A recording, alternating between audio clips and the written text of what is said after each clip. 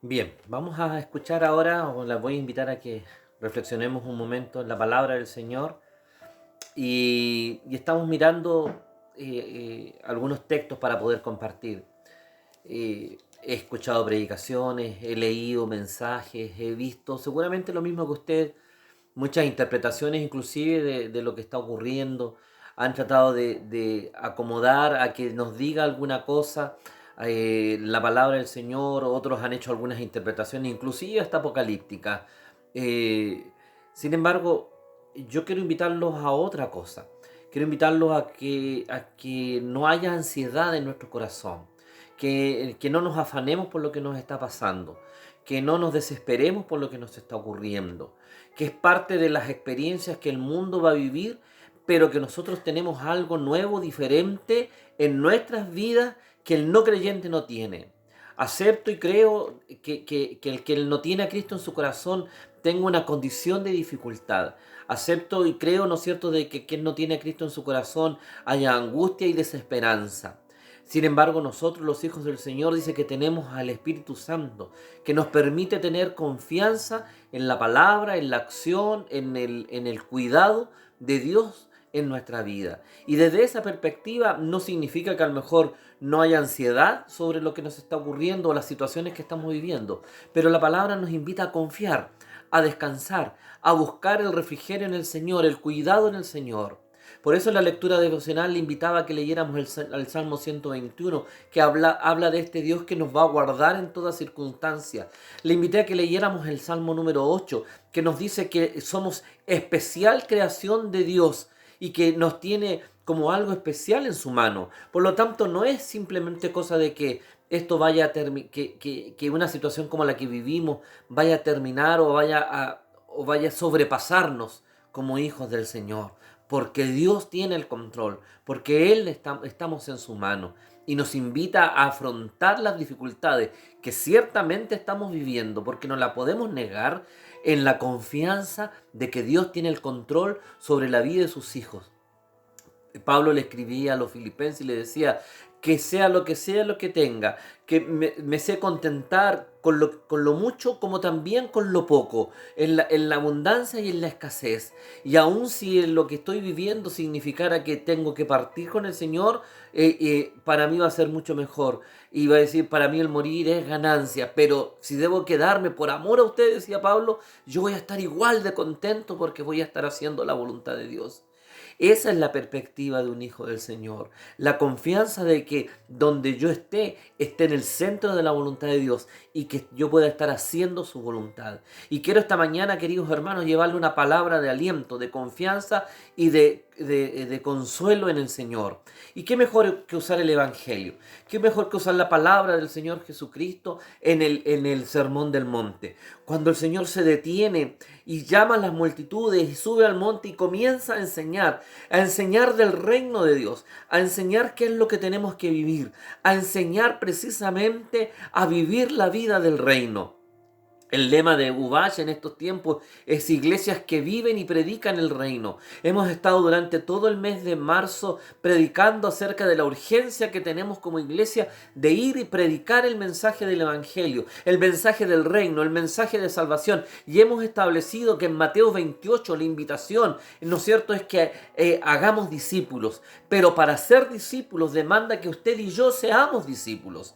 Y para ser nosotros discípulos necesitamos tener convicciones profundas. Y el Señor nos enseñó a ser discípulos, entre otras tantos discursos y predicaciones que Él entregó en el Sermón del Monte. Y el Sermón del Monte dice ahí en Mateo el capítulo 6, al finalizar el capítulo, voy a leer algunos de los versos, dice: por tanto os digo, no os afanéis por vuestra vida, que habéis de comer o que habéis de beber, ni por vuestro cuerpo, que habéis de vestir. ¿No es la vida más que el alimento y el cuerpo más que el vestido? Mirad las aves del cielo, que no siembran, ni ciegan, ni recogen en graneros, y vuestro Padre Celestial las alimenta. ¿No valéis vosotros mucho más que ellas? No os afanéis pues diciendo qué comeremos o qué beberemos o qué vestiremos, pues los gentiles buscan todas estas cosas, pero vuestro Padre Celestial sabe que tenéis necesidad de todas estas cosas.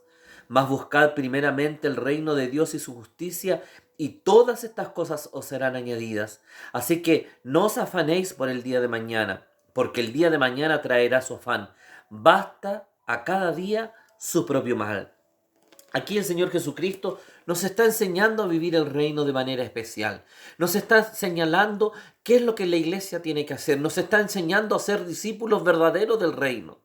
Dice que el que no cree, el que no es parte del reino, el que no es discípulo de Cristo, dice el texto que estará complicado, que tendrá angustia por lo que va a comer, por lo que va a beber, por lo que va a vestir, que tendrá angustia por lo que está experimentando en su vida. Sin embargo, el mismo texto nos señala, nos indica, ¿no es cierto?, que el que es del reino, el que es discípulo del Señor, no se afanará, dice el Padre Celestial. Dice, el texto dice, no tengas afán en nuestra vida. No te afanes por las cosas diarias, no te afanes por lo que va a ocurrir. Hoy día estamos en angustia y nos preguntamos qué va a pasar con la educación de nuestros hijos, nos preguntamos qué va a pasar con nuestros trabajos, nos preguntamos cuánto tiempo va a durar esto y si nos va a llegar a nosotros o no. Y el Señor nos recomienda, nos aconseja, nos alienta ahí en el capítulo 6 del libro de Mateo y nos dice, en el Evangelio nos dice, no te afanes. No te afanes en tu vida, no te afanes en tu vida por lo que vas a comer, beber o vestir. No te afanes por tu cuerpo, porque el Señor es más que todo tu cuerpo, es más que tu bebida, es más que tu alimento, es más que tu vivienda, es más que tu vida. El Señor está a tu lado y esta palabra tiene que animar tu corazón. Amado hermano, es tiempo de afirmar, de reforzar, de confirmar nuestras propias convicciones. Es tiempo de ejercitar nuestra fe. No nos vamos a afanar por lo que nos estamos viviendo. No os afanéis, dice el versículo 31, qué comeremos o qué beberemos o qué vestiremos. Los gentiles, los no creyentes, los que no tienen a Cristo en su corazón tienen este afán. Pero nosotros, dice, nosotros no, dice, porque nuestro Padre Celestial sabe de qué cosas tenemos necesidad. El Señor tiene el control. El Señor no se ha olvidado de nuestra necesidad y quiere sostener nuestra vida de fe en esta hora, en nuestras necesidades. Pero pone una condición. Pone una condición que es relevante. Pone una condición que es cardinal. El versículo 33 del capítulo 6 del libro del Evangelio de Mateo. Márcalo en tu Biblia si ya no lo tienes marcado. Dice, pero más, sin acento, más. Es decir, a raíz de lo que le estoy diciendo, de que el Señor tiene el control en el afán y la ansiedad, que el Señor se preocupará de lo que nosotros tenemos, que el Señor estará con nuestro vestido, con nuestras necesidades. Dice, sí, pero cuidado, dice, pero tú tienes que buscar primeramente el reino de Dios y su justicia. Y entonces, todo esto, todas nuestras necesidades de nuestra cotidianidad, serán añadidas por el Padre Celestial. A veces en nuestra vida, queridos míos, nosotros quisiéramos que solamente nos tocaran las añadiduras. Nos interesa de que estén cubierto todo lo que nosotros estamos viviendo. Sin embargo, el Señor en esta hora te está diciendo algo diferente. El Señor te dice, preocúpate, por favor, de buscar el reino de Dios. Y sabe, yo creo que el Señor nos ha permitido este tiempo en casa. Nos ha permitido precisamente estar aquí. ¿Cuánto tiempo que no estabas alrededor de la mesa con tu familia, compartiendo la palabra del Señor y escuchando? He hablado con las familias de la iglesia, con los hermanos, y los he escuchado como me cuentan sus testimonios, contándome de que sí, que han estado escuchando la voz del Señor, que se han estado juntando alrededor de la mesa, que han buscado el reino de Dios. Terminada este tiempo de cuarentena y este tiempo de aislamiento social, como se le ha denominado, tendremos que salir obligatoriamente a extender el reino. Porque tenemos un mensaje de consuelo, de paz. Tenemos una oportunidad como nunca antes durante los últimos tiempos. No es una oportunidad que está condicionada por el acontecer político, social o valórico que había estado viviendo nuestra sociedad en los últimos 5 o 10 años. Está condicionada por la fragilidad del hombre, Y entonces tenemos una oportunidad más grande que nunca, porque el hombre en esta condición se ha sentido frágil, se ha sentido absolutamente vulnerable. Y nosotros tenemos una palabra para contarle, ¿no es cierto?, a nuestros vecinos, amigos y familiares, que en Cristo tenemos certeza y seguridad en lo que nosotros creemos. Busca primero el reino de Dios. Busca primero el reino de Dios. Busca del Señor. Y entonces el Señor añadirá todo lo demás y nos dará certeza. Y yo quiero invitarte a que tengas esa convicción. En los días ciertamente son difíciles, amado mío. Las situaciones son complejas.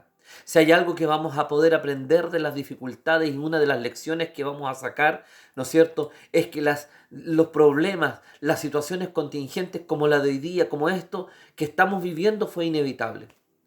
No hay manera que usted no la pueda evitar. No está condicionada a su voluntad. Esto pasó, se nos vino encima y nos obligó sin aviso alguno a meternos dentro de nuestra casa. Entonces, esta situación nos encontró de manera inevitable a todos nosotros y nos obligó a estar en casa. Y nos invita, ¿no es cierto?, a aprender a vivir con estas aflicciones, a hacerla parte nuestra, en el sentido de la confianza, en el sentido del descanso. No puedo evitarla, no puedo salir de mi casa y seguir haciendo mi vida normal. Esta situación llegó, fue inevitable, pero el Señor está contigo. Busca su reino, búscalo a Él primero, busca su rostro y el Señor estará sosegando tu corazón. Una dificultad como la que estamos viviendo es capaz de destruirnos o hacernos crecer. De ti va a depender, mi amado hermano. Puede que termines esta jornada y termines en el suelo, cansado, agotado, hecho nada. Tu corazón absolutamente derrumbado, tu alma en desconfianza, tu fe en una crisis. Si no buscas el reino de Dios.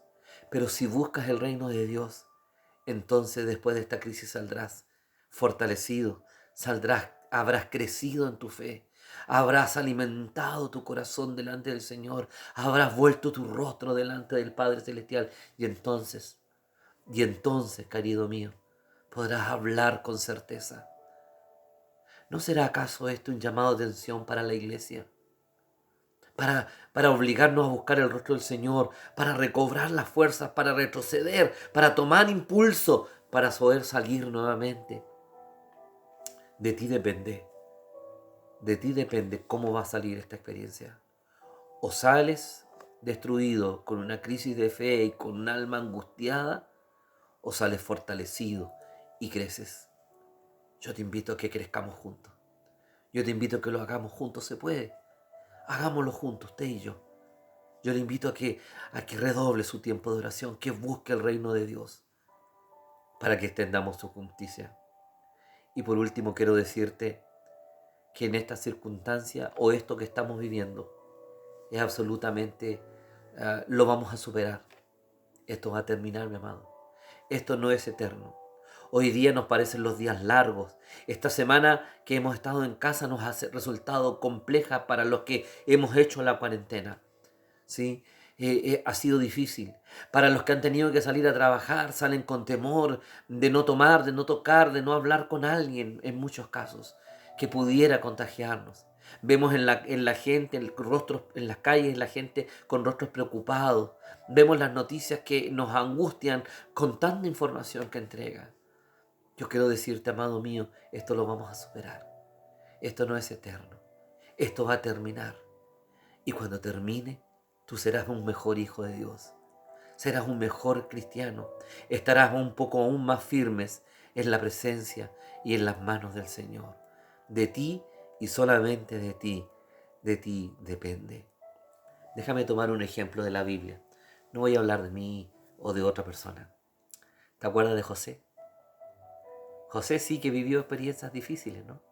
Ahí en el Génesis, ¿no es cierto?, nos cuentan todo lo que vivió el joven José.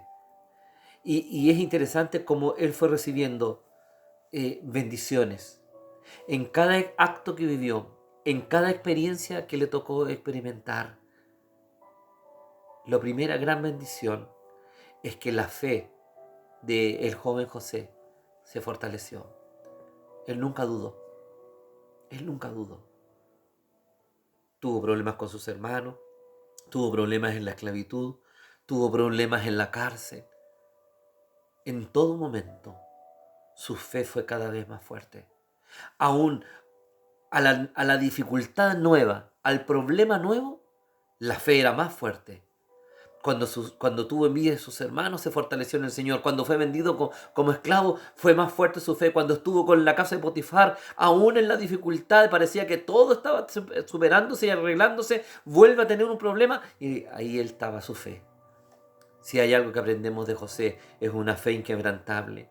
La segunda gran bendición que vivió José en toda la época y en toda la experiencia de crisis que miramos, que él vivió, que experimentó en su vida, encontramos en que la presencia del Señor hizo que José, ¿no es cierto?, fuera donde él iba. No sé si me explico.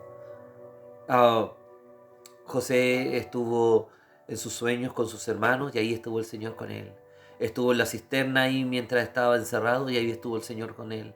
El Señor, sus hermanos lo vendieron de esclavo y ahí estuvo el Señor con él.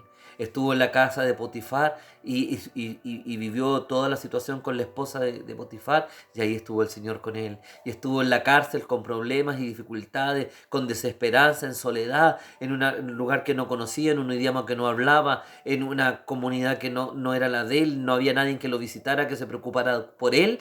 Y ahí estuvo la presencia del Señor con él. En las crisis, la presencia del Señor nos acompaña cuando buscamos su rostro. El Señor nunca nos va a dejar solos. Ahí está. ¿Se acuerda de los jóvenes en el horno de fuego del relato de Daniel? Dice, eran 3, pero había un cuarto. La presencia del Señor con él. Ahí está la presencia del Señor. ¿Sabe? La presencia del Señor nos acompaña en la crisis y está a nuestro lado. Tercera gran lección que aprendemos de la vida de José, tomada así como muy rápidamente, solamente para ejemplificar para usted. El tercero es que en el sufrimiento José aprendió lecciones de vida que no hubiera aprendido de otra manera.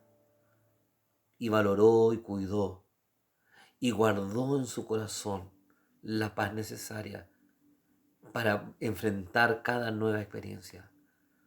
Porque como la presencia del Señor estaba con él, él sabía que en el sufrimiento el Señor estaba a su lado. Por lo tanto se hacía más fuerte, más fuerte. Y por último, creo yo que la vida de José nos enseña y nos muestra una bendición tremenda, porque le permitió a José ser testigo del poder de Dios. Pero fíjese, un poder interesante, porque es un poder que estaba basado en la experiencia dura. José no las tuvo fácil, ni con sus hermanos, y cuando las cosas se arreglaron en la casa de Potifar, todo se derrumbó, ni en la cárcel, cuando pensó que se iban a arreglar las cosas con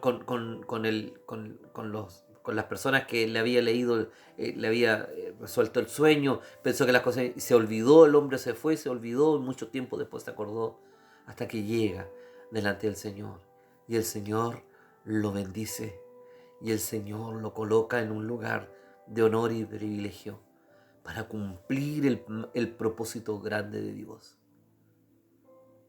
Yo no quiero llegar a gobernar una nación, pero quiero estar donde Dios me quiere poner para que Dios cumpla su propósito en mi vida. ¿No quieres tú lo mismo? ¿No quieres tú lo mismo? Y es precisamente en la aflicción, en la desesperanza y en el dolor que esta presencia de Dios nos permite ser testigos de cómo Dios nos ha de llevar a esos lugares. Déjame concluir. Usted sabe que los pastores siempre dijimos déjeme concluir, pero queda un poco todavía. Con un texto de Filipenses, capítulo 4, versículo 6. Dice, por nada estéis afanosos, sino sean conocidas vuestras peticiones delante de Dios en toda oración y ruego y con acción de gracias. Por nada estéis afanosos. Pablo le estaba escribiendo a los filipenses desde la cárcel. Pablo le estaba escribiendo a los filipenses después del juicio, del castigo, de la prisión, de no saber. Si usted lee los versículos anteriores, los capítulos anteriores de Filipenses, Pablo no sabía qué iba a pasar con él. Y él temía que una de las opciones válidas que tenía en ese momento, cuando escribe la carta a los filipenses, era la muerte. Pablo escribe, para mí el morir es ganancia, porque esa es mi opción.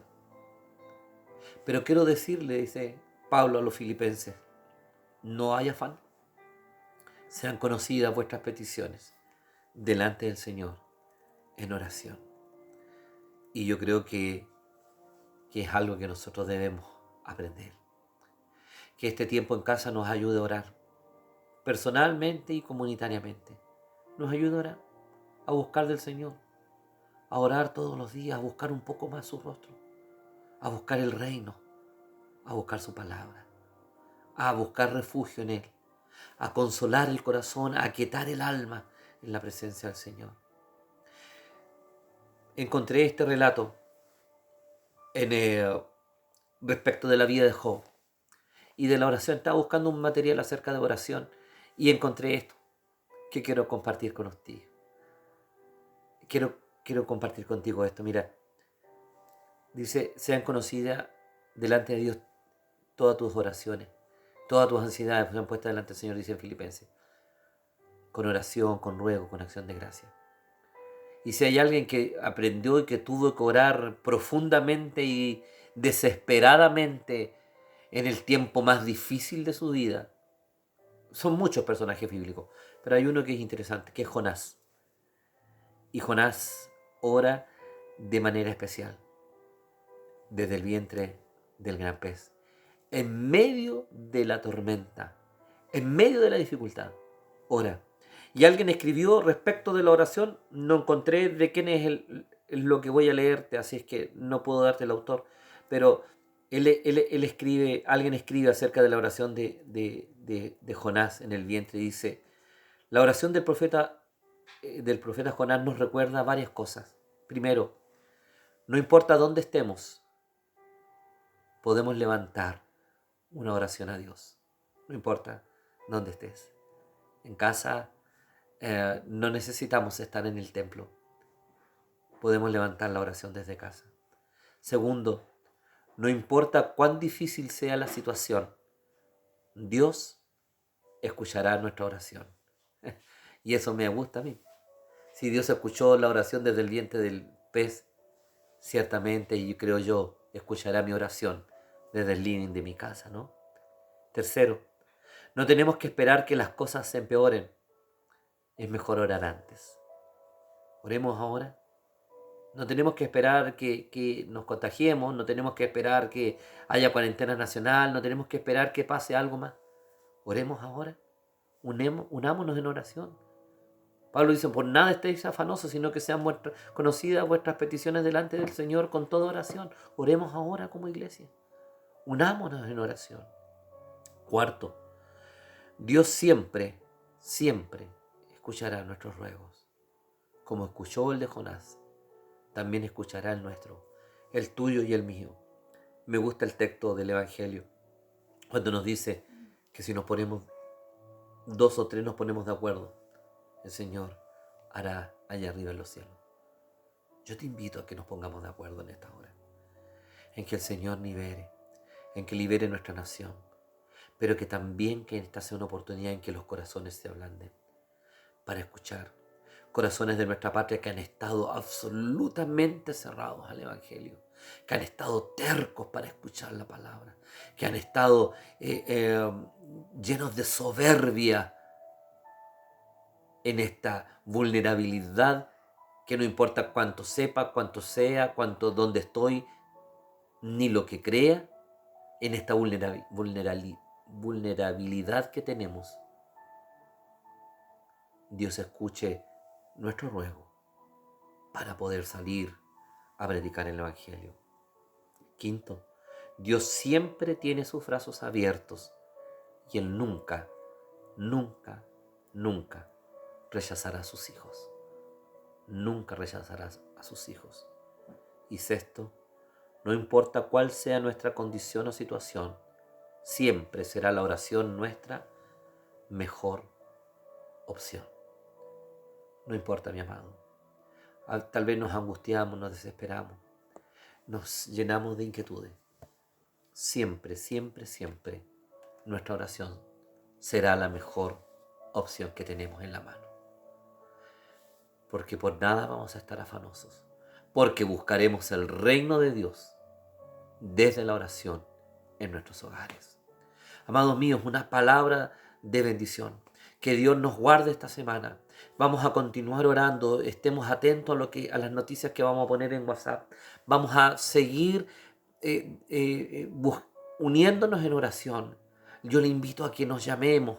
Yo le invito a que pongamos alabanza, que pongamos bendición, que nos levantemos en la mañana y usemos esta herramienta más que para poner una información de la cual de una u otra manera todos tenemos acceso a lo que está ocurriendo en nuestra actualidad y en nuestra contingencia.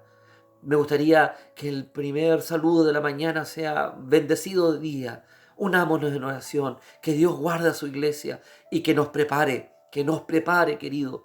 No en vano el Señor nos llevó a predicar durante 3 semanas y aún quedan 2 mensajes más para hablarnos de que hay un campo fértil para predicar la palabra del Señor. Pero para que ese campo fértil estuviera listo, necesitaba la intervención del Señor. Y ahora los corazones se han ablandado. Ahora los corazones van a estar más accesibles. Ahora tal vez será el tiempo. Y Dios nos ha permitido entrar en retiro, nos ha permitido entrar en comunión para buscar su rostro y luego salir con fuerza a predicar su evangelio. Hermano mío, yo te invito a que busques el reino de Dios y su justicia, y de lo demás el Señor se preocupará. Un abrazo grande, bendecida semana para todos, que el Señor los guarde, que el Señor los proteja, que el Señor los sustente, y cuando caigamos en el afán y la ansiedad, doblemos nuestras rodillas y le digamos al Señor: aquí estoy, necesito de ti, es conocida mi petición, escucharás mi oración. Si escuchaste a Jonás en el vientre del pez, escúchame, Señor, aquí al interior de mi hogar. Que Dios nos bendiga, que Dios nos consuele y renueve nuestras fuerzas para tener una semana de victoria en el poderoso nombre de Jesús. Bendiciones.